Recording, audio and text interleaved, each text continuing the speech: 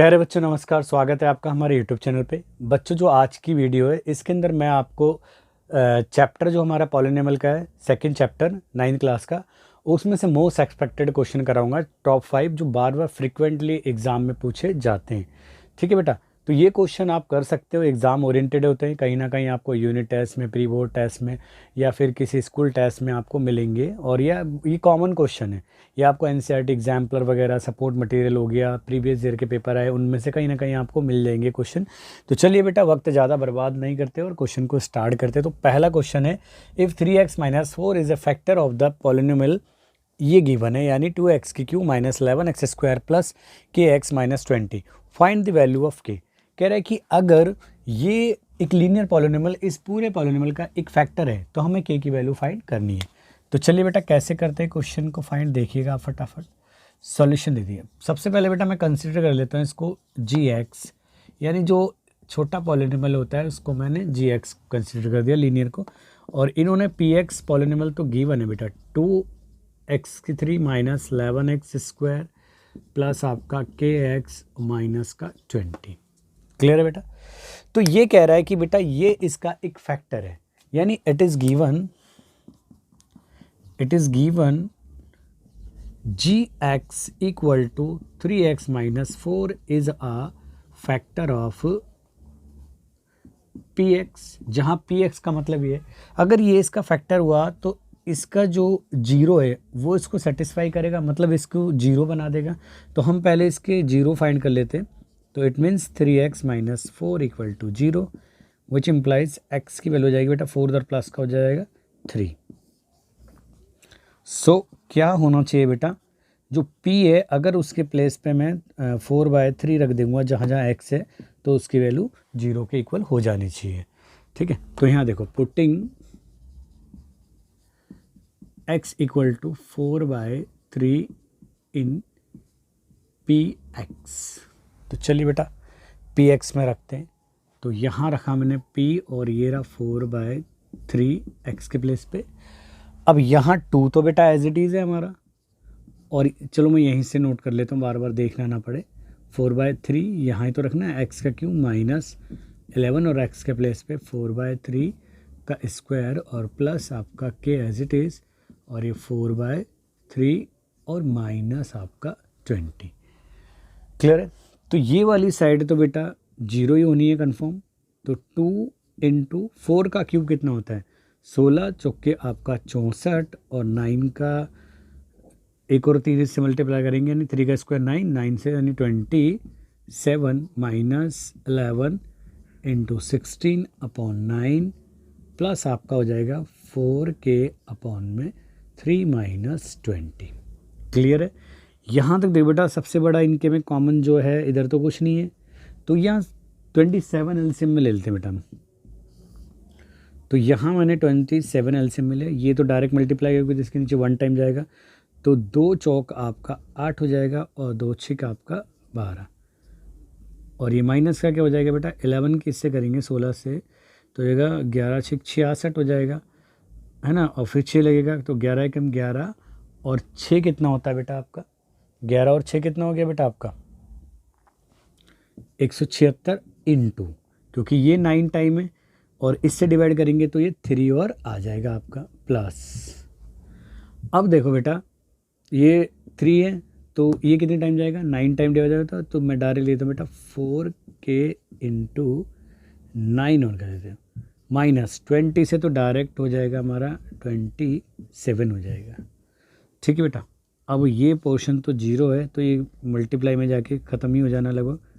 28 - 6 से करेंगे बेटा, 6 तिया 18, और ये हो जाएगा ना, यानी 3 6 18, और फिर 3 7 21, और ये हो जाएगा बेटा आपका 22, और 2 बचेगा, 3 एकम 2 और 1, ये 5 हो जाएगा।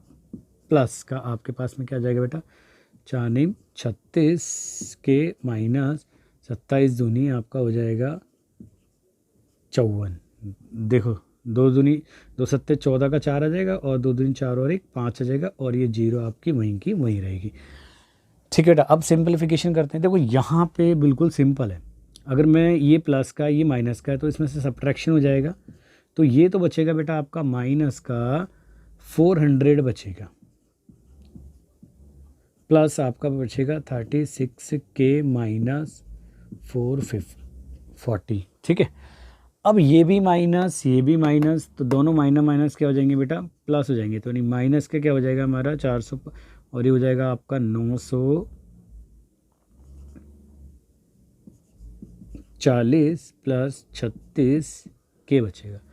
ट्रांसपोज करेंगे बेटा, 36K उधर जाके प्लस का हो जाएगा 940, यानी यहाँ आ जाएगी बेटा K की वैल्यू 940 डिवाइडेड बाय 36, यानी K आ जाएगा बेटा आपका। सिंप्लीफाई करें यहाँ तक, पहले हम 4 से डिवाइड कर लेते बेटा, सिंपल है। तो 4 दूनी 8, बचेगा कितना 1, 4 थी आपका 12 बचेगा, और फिर बचेगा 2, तो 4 पंजे 20 अपॉन में 4 नीम 36। तो बेटा यहाँ से ज़्यादा तो हम कैलकुलेट इसको कर नहीं सकते। अगर और डिवाइड हो रहा है 3 की टेबल से हो जाएगा, नहीं होगा, तो इसको यहीं छोड़ देते हैं। हैंस रिक्वायर्ड K की वैल्यू जो आ गई वो आ गई 235 अपॉन में 9 आ जाएगी। तो आई होप आपको बेटा क्वेश्चन समझ में आएगा। ये 27 से मैंने 0 से मल्टीप्लाई कर दिया तो फिनिश हो गया, और बाकी ये टर्म ऐसे उतार दिए, ठीक है। तो आपको क्वेश्चन समझ में आएगा बेटा, आप इसे नोट कीजिए, मैं आपको नेक्स्ट क्वेश्चन कराता हूँ बेटा। चलिए बेटा, आपका जो टॉप 5 में से इंपॉर्टेंट क्वेश्चन में से एक और है हमारा क्वेश्चन नंबर 2। वो कहता है बेटा, इफ़ x की पावर 2 यानी x² प्लस y² की वैल्यू 49 है and x minus y equal to 3 दिया है, then find the value of x raise to power 3 minus y raise to power 3। हमें इसकी वैल्यू फाइंड करनी है, x की पावर 3 माइनस y की पावर 3। तो चलिए बेटा, आइडेंटिटी बेस्ड क्वेश्चन है, यानी जो हमारे फॉर्मूले होते हैं उनके ऊपर बेस्ड क्वेश्चन है। तो सॉल्यूशन कराता हूँ बेटा, इसका मैं कैसे करना होता है। देखो, पहले लिख देता हूँ क्या क्या हमारे पास में। We have x² plus y² equal to 49, clear है। इसे इक्वेशन फर्स्ट कंसिडर करते हैं। इवन इन्होंने दिया है x minus y equal to 3, ये सेकंड दिया है बेटा। अगर हम इसका फॉर्मूला देखें, आपको पता है कि जो फॉर्मूला होता है a की क्यू माइनस b की क्यू का फॉर्मूला होता है a माइनस b और ब्रैकेट में a² प्लस ab और प्लस आपका b² होता है ना, ये फॉर्मूला होता है। तो यहाँ देखो a माइनस बी अवेलेबल है और a² और b² अवेलेबल है, यानी हमें ab और मिल जाए ना तो हमारी बात बन जाएगी। अब ab इन दोनों इक्वेशनों से हम कैसे ऑब्टेन करेंगे, वी नो, हम जानते हैं बेटा कि जो x माइनस वाई होता है उसका अगर हम होल स्क्वायर करें इज इक्वल टू होता है x² प्लस y² और माइनस 2xy होता है, clear. Now x minus y की वैल्यू कितनी दी है बेटा 3, तो यहाँ हो जाएगा 3 का स्क्वायर, देखो यूजिंग सेकंड, और x² प्लस y² की जो वैल्यू दी है वो दी है उन्होंने बेटा 49, और ये हो जाएगा 2xy, क्लियर है। यहाँ से 3 का स्क्वायर 9 आ जाएगा, और यहाँ पे इसको ट्रांसपोज करेंगे तो 49 आ जाएगा, और वहाँ बचेगा 2xy। इट मीन्स जो ये बेटा थोड़ा ध्यान रखना, माइनस 2xy की वैल्यू है तो वो होगी बेटा 40, क्योंकि देखो 49 में से 9 सब्ट्रैक्ट करेंगे तो माइनस का क्या आएगा 40 आएगा, यानी x और y की वैल्यू आ जाएगी माइनस 40 और माइनस 2, यानी xy आ गया प्लस का 20।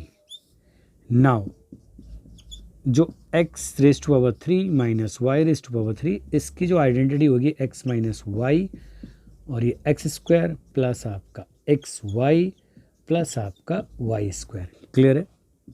यानी x का क्यू माइनस y का क्यू, x माइनस वाई की वैल्यू आपके पास में अवेलेबल है 3, तो यहाँ मैंने सब्स्टिट्यूट करा 3, और देखो x² प्लस y² की जगह मैं 49 रख सकता हूँ क्योंकि ये गिवन है, प्लस xy की वैल्यू हमने फाइंड करी है बेटा अभी 20 फाइंड करिए, तो x की क्यू माइनस y की क्यू इक्वल टू हो जाएगा 3 इंटू हमारे ये हो गए बेटा 69 हो गए, ठीक है ना।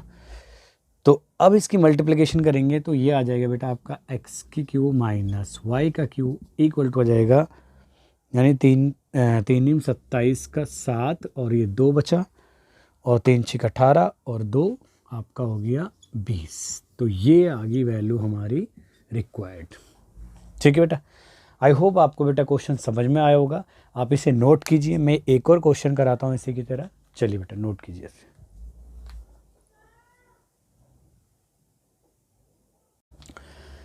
चलिए बेटा, आपका अगला क्वेश्चन है क्वेश्चन नंबर 3। ये भी क्वेश्चन नंबर 2 का जोड़ीदार है और ये कोविड से पहले एग्जाम में कई बार आ रखा है बेटा ये क्वेश्चन। तो चलिए बेटा क्वेश्चन को फाइंड करते हैं, कैसे सॉल्यूशन है इसका।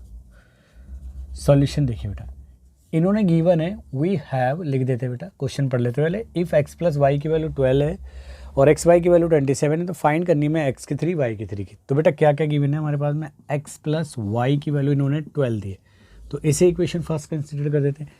इवन इन्होंने x और y का जो प्रोडक्ट दिया है वो दिया है 27, सेकंड कंसिडर कर लेते हैं। तो हमें x की क्यू प्लस y की क्यू की वैल्यू फाइंड करनी है। तो हमें पता है बेटा एक फॉर्मूला है, a की क्यू प्लस b की क्यू इक्वल टू होता है a प्लस बी, और ये होता है ए स्क्वायर माइनस आता है बेटा प्लस वाले में, ठीक है, और ये बी स्क्वायर होता है। तो यहाँ पे देखो ये हमारे पास अवेलेबल है, ये टर्म इन्होंने अवेलेबल नहीं करा रखी, जबकि ए और बी यहाँ अवेलेबल है। तो हम क्या करेंगे, ए स्क्वायर प्लस बी स्क्वायर की वैल्यू फाइंड करने की कोशिश करेंगे। तो वी नो, तो हम कौन सी आइडेंटिटी लगाएंगे बेटा, देखो एक्स प्लस वाई का जो होल स्क्वायर होता है वो होता है बेटा x square plus y square plus आपका 2xy। क्लियर है, x प्लस वाई के प्लेस पे यूज़ करेंगे हम 12 का होल स्क्वायर, जबकि हमें x square plus y square की वैल्यू नहीं पता, जबकि 2 टाइम्स ऑफ एक्स वाई की वैल्यू है कितनी बेटा 27 रख दी मैंने। Now x square plus y square की जो वैल्यू आ जाएगी आपके पास में वो आ जाएगी, देखो 12 का जो स्क्वायर होगा वो 144 हो जाएगा, और जबकि इसको उधर ट्रांसपोज कर देंगे 27 की मल्टीप्लाई कर देंगे 2 से, तो 27 दूनी कितना होता है बेटा 54 होता है। तो यानी x square plus y square की जो वैल्यू आ गई, 4 का 0 बचा हमारा और 14 में से हमारा 5 गया तो 9। तो ये इक्वेशन बनी हमारी थर्ड बनी। क्लियर है यहाँ तक। नाउ हमें जो फाइंड करना है वो हमें एक्स का क्यू प्लस वाई का क्यू जो होता है एक्स प्लस वाई ब्रैकेट में x square minus x y plus y square. Clear है यहाँ तक। तो जो इसकी वैल्यू आ जाएगी बेटा वो आ जाएगी x plus y using first, तो ये आ जाएगा बेटा 12, और यहाँ से देखो x square plus y square की वैल्यू 90 माइनस एक्स वाई की वैल्यू कितनी बेटा 27 है। तो ये आ जाएगा बेटा रिक्वायर्ड वैल्यू आपकी 12 की मल्टीप्लाई करेंगे, यानी 10 में से 7 गया तो 3 और 8 में से 2 गया तो 6। तो ये बचा बेटा आपका। बेटा अब हमें क्या करना है, यहाँ पे हमें 12 की मल्टीप्लाई करनी है 63 से। तो चलिए बेटा मल्टीप्लाई करते हैं।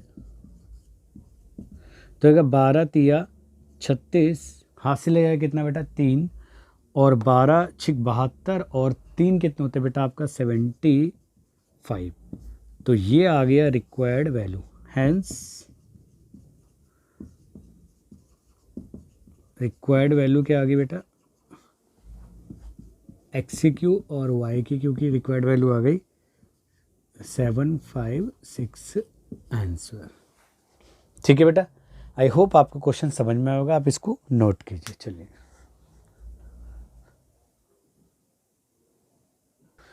बेटा आपका अगला क्वेश्चन है, यानी नेक्स्ट क्वेश्चन है 4। वो कह रहा है फैक्टराइज, हमें 9y square minus 66yz plus 121z square का पूरी इस एक्सप्रेशन का पॉलिनोमियल एक्सप्रेशन का हमें फैक्टराइज करना है। ठीक है, तो चलिए बेटा फैक्टराइजेशन करते हैं इसका यूजिंग आइडेंटिटी।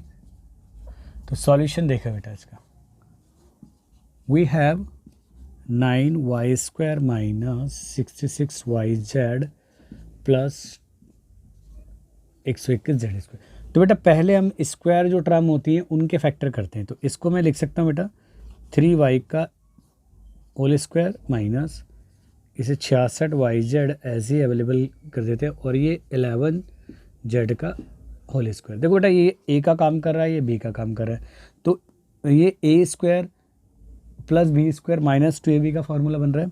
तो यहाँ हम लिख सकते हैं बेटा इसको, देखो और आपको समझाऊँ तो इसको लिख सकते हैं बेटा हम 2a कितना है बेटा हमारा 3y की जगह वर्क कर रहा है, और बी कर रहा है 11 जेड की तरह, और मैं इस वाली टर्म को मैंने ऐसे लिख दिया, प्लस हमारा जो है वो 11 जेड ऐसे की ऐसे रहा। अब गौर से देखो बेटा, देखो 2 तिया 6 और 11 की 6 से मल्टीप्लाई करेंगे 66 ही आएगा और वाई जेड आ जाएगा।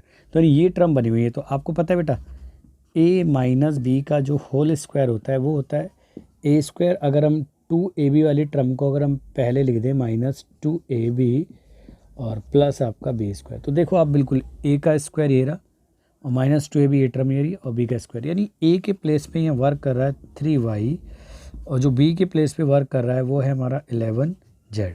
तो इसको इस एक्सपेंडेड फॉर्म में तो पैक कर दें इसे, तो यानी जो ये पूरी वैल्यू आ जाएगी, इक्वल का साइन लेके चलता हूँ, वो हो जाएगा बेटा हमारा 3y और माइनस का 11z का होल स्क्वायर। ठीक है बेटा, हैंस रिक्वायर्ड फैक्टर क्या आ गया बेटा, हैंस रिक्वायर्ड फैक्टर्स जो आ गए बेटा हमारे वो आ गए 3y माइनस 11z का होल स्क्वायर, और इसे यूं भी ब्रेक करके लिख सकते हैं बेटा 3y minus 11z into 3y minus 11z 2 बार। तो यही है बेटा आपका राइट आंसर। तो आप इसको नोट कीजिए। मैं एक और इम्पॉर्टेंट क्वेश्चन कराता हूँ जो एग्ज़ाम में कई बार आ चुका है। चलिए बेटा नोट कीजिए। तो चलिए बेटा आपका टॉप 5 में जो लास्ट क्वेश्चन है, क्वेश्चन नंबर 5, वो ये रहा, factorise 3p raise to power 3 12/5p का स्क्वायर और प्लस 6/25p प्लस 1/25। इसका फैक्टराइजेशन करना है बेटा। ये एनसीईआरटी बुक में भी है इस तरह का question, even NCERT exemplar book में भी है, और सपोर्ट मटेरियल में भी आपको एक क्वेश्चन मिल जाएगा। तो बहुत कॉमन क्वेश्चन है और इस पैटर्न पे क्वेश्चन पूछे जाते हैं एग्जाम के अंदर। तो चलिए कैसे फैक्टराइजेशन कर देते हैं बेटा। क्यू वाली है तो इसका मतलब ऑब्वियस है कि कहीं ना कहीं इसमें क्यू से रिलेटेड है, क्यूब के फॉर्मूले से। तो वी हैव, हम लिखते हैं बेटा, सबसे पहले मान लेते हैं हमारे पास में 8p3 है और ये हो गया हमारा 12/5 और ये p का स्क्वायर है प्लस आपका 6/25p प्लस 1 और ये 125। तो मैंने बोला बेटा जो सबसे बड़ी क्यूब डायरेक्ट दिख रहे हैं उनको पहले यूज़ करते हैं बेटा। देखो इसको लिख सकते हैं बेटा हम, इस वाले 8 को 2 की फॉर्म में लिख सकते हैं हम, 2p raise to power 3 plus, अभी हमें इनसे मतलब मत रखो ताकि आपको क्लियरली जब तक समझ में ना आए कि क्या है ये, तो 6 और ये 25 ऐसी और ये p, लेकिन इसको हम ब्रेक कर सकते हैं बेटा 1/5 का क्यू लिख सकते हैं। क्लियर है। अब आपने फॉर्मूला पता है आपको, देखो a का प्लस b का जो होल क्यू होता है वो होता है a का क्यू प्लस b का क्यू प्लस 3a² b होता है प्लस 3b² a होता है। ठीक है बेटा, यही होता है। आप कई बार इसको ab² में पढ़ते हैं, आपकी मर्जी, किसी भी आगे पीछे करके कैसे भी पढ़ सकते हैं। तो यहाँ देखो a का क्यू अवेलेबल है, b का क्यू अवेलेबल है। अब देखो ये दो टर्म जो है ना वो इनसे बनेगी। कैसे बनेगी मैं इसी चीज़ को आपको समझाता हूँ। देखो पहली टर्म हमने लिखी, यानी a हमारे लिए जो है वो 2p का काम कर रहा है, यानी 2p का क्यूब प्लस b जो काम कर रहा है हमारा 1/5 के प्लेस पे वर्क कर रहा है। अब जो आती है बेटा 3a² b आता है, यानी मैं यहाँ लिख सकता हूँ 3a क्या है बेटा 2p का स्क्वायर इंटू b यानी 1/5 प्लस फिर क्या आता है बेटा 3b का स्क्वायर आता है और a एज इट इज़, यानी 3b क्या है बेटा 1/5 का स्क्वायर इंटू a कितना है बेटा हमारा 2p है। अब देखो क्या वही टर्म बन रही है नहीं बन रही, देखो ये तो ऑब्वियसली बन रही है जैसी है, ये भी है। अब देखो ये आना चाहिए 12/5 p का स्क्वायर, क्या यहाँ से ऐसा हो रहा है बेटा? देखो 2 का स्क्वायर होगा 4, 4 तिया 12/5 और p² आ जाएगा, बिल्कुल करेक्ट है। यहाँ वाली टर्म देखो कितना आना चाहिए 6/25। देखो बेटा 2 की गुणा करेंगे 3 से, 2 तिया 6 और p बचेगा और 5 का स्क्वायर करेंगे 25, यानी ये पूरा की पूरा ये फार्मूला एक्सपेंडेड फॉर्म में अवेलेबल है। हमें सिर्फ पैकिंग करनी है। तो यहाँ हेयर a के प्लेस पे कौन वर्क कर रहा है बेटा, a के प्लेस पे वर्क कर रहा है 2p और जो b के प्लेस पे वर्क कर रहा है वो 1/5। तो पैकिंग कर देंगे फार्मूले की, तो ये आ जाएगा बेटा 2p प्लस 1/5 का क्यू, और इसको यूँ भी लिख सकते हैं बेटा मल्टीप्लिकेशन में, 3 बार मल्टीप्लाई में लिख सकते हैं बेटा ऐसा, ठीक है। हैंस रिक्वायर्ड फैक्टर्स जो आ गए वो आ गए बेटा 2p + 1/5, अगेन 2p + 1/5 फैक्टर्स हो गए, और फिर ये 2p + 1/5। फैक्टराइजेशन बोलो या फैक्टर बोलो, अगर कॉमा लगा दोगे तो फैक्टर हो जाएगा, और ऐसे प्रोडक्ट में लिखेंगे तो फैक्टराइजेशन हो जाएगा, ठीक है। तो आई होप आपको बेटा क्वेश्चन समझ में आया होगा। ये थे थोड़े इंपॉर्टेंट क्वेश्चन जो एग्ज़ाम में फ्रिक्वेंटली पूछे जाते हैं, आप इनकी प्रैक्टिस कर सकते हो, मे बी आपको एग्ज़ाम में कहीं ना कहीं आपको दिखने में मिल जाएंगे। चलिए बेटा नोट कीजिए अपने।